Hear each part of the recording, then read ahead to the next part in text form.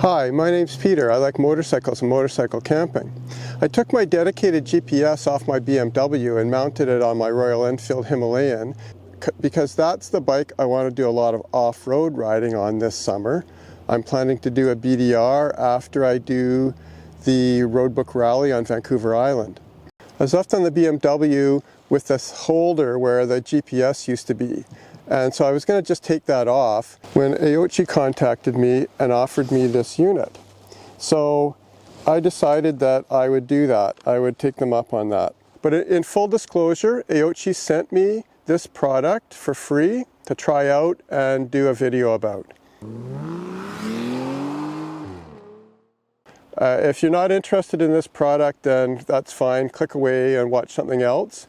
If you are, stick around. If you want to come back and watch me ride a BDR and ride in the Roadbook Rally, please subscribe to the channel. So what is the Aoocci C6 Pro?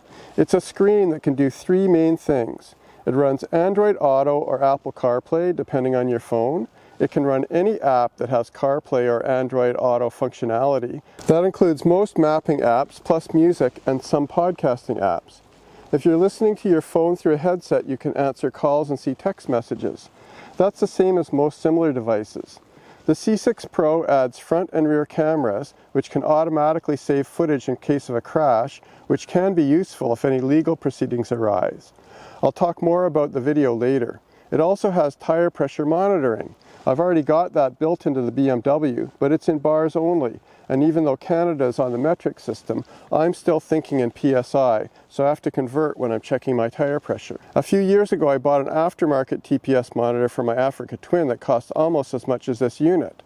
I know I could have bought a cheaper one, but the point is that at around $300 Canadian before my discount, this unit is very well priced considering all that it does. It's made in China, as most of our electronics are today, and it took about 2 weeks to arrive at my door. If you're in a major city, it might be a bit quicker. Why would you spend $300 on this kind of device? Just to compare, a dedicated GPS costs more than double that. Your phone probably costs triple or more. There are pros and cons to all the choices, and if you're as old as I am, you've probably ridden thousands of miles with nothing but a paper map, and that's fine. A dedicated GPS is ideal when you're off-grid and you need new information, because it's got a built-in database. You can set a new route and you can search for the nearest gas or campground. A phone or the C6 requires a data connection, but you can set your route and then ride off the grid. If you pre-download a map to an app like Onyx Off-Road, you can use it as you go along a BDR. You don't have to be anywhere near a cell phone as long as you've pre-downloaded your maps. But your phone is vulnerable when it's mounted on the bike. It's exposed to the rain and the heat. Someone pointed out to me recently that all iPhones have been waterproof for a few generations, but I have found that raindrops will affect the touchscreen, changing what it's displaying in unexpected ways. More problematic is the heat, which will cause the screen to go blank, and I've had that happen many times. Finally, the phone camera is susceptible to vibrations, which can affect the autofocus. So you may want to have your expensive phone tucked in a safe place and display your routing information on the C6. Finally, God forbid you have a crash, you have enough problems without adding a broken phone to the mix. I don't think any one of these functions justifies buying this type of unit, but when you consider them all together, it's certainly well worth it. Okay, there's a lot to unpack from the box. It's helpful that the different systems come in separate bags. I like to save these little Ziploc bags to organize spare parts. There's the main unit, which has clearly labeled connectors for the power, cameras, and remote. The cameras are round and have little brackets that hold them to attach them to the bike. All the cable connectors have nice watertight connections that screw in and are very secure. My unit came with an SD card. There are two things I can say about the installation. It's easy and it's complicated. Easy because the device itself is simple. It just needs power and the supplied connections. Complicated because few instructions are given. That's because every bike is different and you can mount the unit in several different ways, so they don't really give you any installation instructions. It's basically a ram mount system, and they include 3 balls, 2 for your handlebars and 1 that can go on handlebars or a GPS mount. Since I have clip-on handlebars, there's not a lot of room. My bike originally came with a GPS mount low on the handlebars, but I added a GPS mount up on the windshield bracket, so that's where I mounted it. The other challenge is finding power. If you hook the unit up directly to the battery, it won't turn off, so you need switchable power. The instructions state that you should find a switched accessory power circuit, even though the power cables come with ends that look like they can go right onto the battery. If you have a newer bike with a CAN bus system, you can't just tap into a power circuit without, at minimum, causing a warning light to come on. You need to find the accessory port. The one on the R1200RS requires a proprietary plug that I haven't been able to source in Canada. I already installed the Denali CAN Smart controller for some auxiliary lights, and it has a couple of circuits available, so that would be a great option, and I might change the connection to the CAN Smart controller. I already had a cable from the battery with an SAE connector on it for the quad lock mount I used to have. So I use this quad lock adapter that switches off when the battery is below a certain charge. The C6 comes with an optional USB-A connector that was able to connect right to the quad lock. I wrapped the connection with some electrical tape for extra security and water resistance, although it's all tucked below the fairing to keep it secure and out of the weather. The main issue with this connection is that the C6 provides sufficient wiring to reach the electrical components of just about any bike, and the quad lock also has a lot of wiring, so I ended up with quite a bit of extra wiring to tuck away. The other minor problem is that the quad lock doesn't always turn off with the bike as I expected. It turns off when the battery drops below a certain charge, and so with a healthy battery it can stay on for a little while, but I can always turn it off manually. Once you've figured out the mounting and power, everything else is simple. The cameras mount with little 3M adhesive pads like GoPro mount. I once had a GoPro fall off my bike after it had been mounted to the front fender for a year, but these cameras are so light that the force on the pads is minimal. Also, I attached the pads to the bottom of the fairing and rear rack, so they're not very exposed. Screws are also provided if you want more security and don't mind drilling into your mounting location. Note that the white dot should be at the top of the camera. I spent a while trying to find a software solution to rotating the image 90 degrees before I realized that I installed the camera rotated. The front camera easily connects to the main unit. The rear camera requires you to find a route through the body of the bike and secure the wiring with zip ties. A bunch of zip ties are included.